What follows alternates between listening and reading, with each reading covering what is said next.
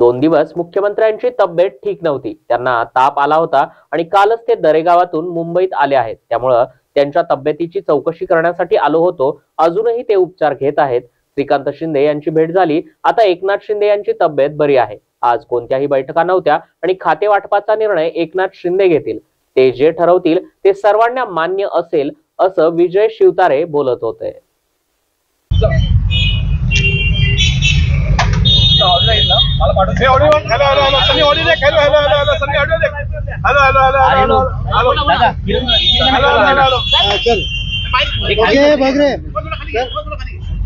आज तुम्ही मुख्यमंत्र्यांनी भेट घेतलेली आहे, काय नाही? काल आपण आपल्या सर्वांना माहिती आहे की 2 दिवस त्यांची तब्येत ठीक नव्हती, ताप होता, ते त्यांच्या दरेगावी होते आणि काल दुपारी दरेगावावरून ते मुंबईत आले। मी औरंगाबादला होतो, त्यामुळे आज मुंबईत आल्याबरोबर तब्येतीची चौकशी करण्यासाठी मी भेटण्यासाठी आलो होतो।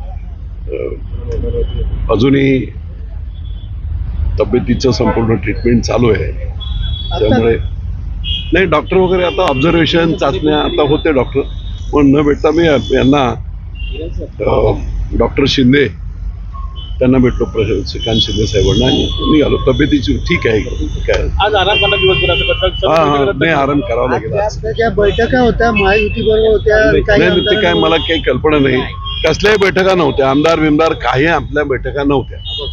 त्यामुळे मला आता एका पीएने सांगितलं की कोणीतरी टीव्ही वाले असे चालवत आहेत की आमदारांची बैठक बोलवली, काहीच बैठक नाही। सर सर्वांचं लक्ष लागलं खाते वाटपाकडे, तुम्ही एक सिनियर नेते आहात, काय कसं काय होणार पुढे? नाही, ते सगळं सर्वस्वी अधिकार आदरणीय एकनाथराव शिंदे मुख्यमंत्री यांचे आहेत आणि ते जे ठरवतील ते 100% सर्वांना सर्व मान्य। मुख्यमंत्र्यांचा दावा अजून अजूनही आपला आहे कसं? आता ते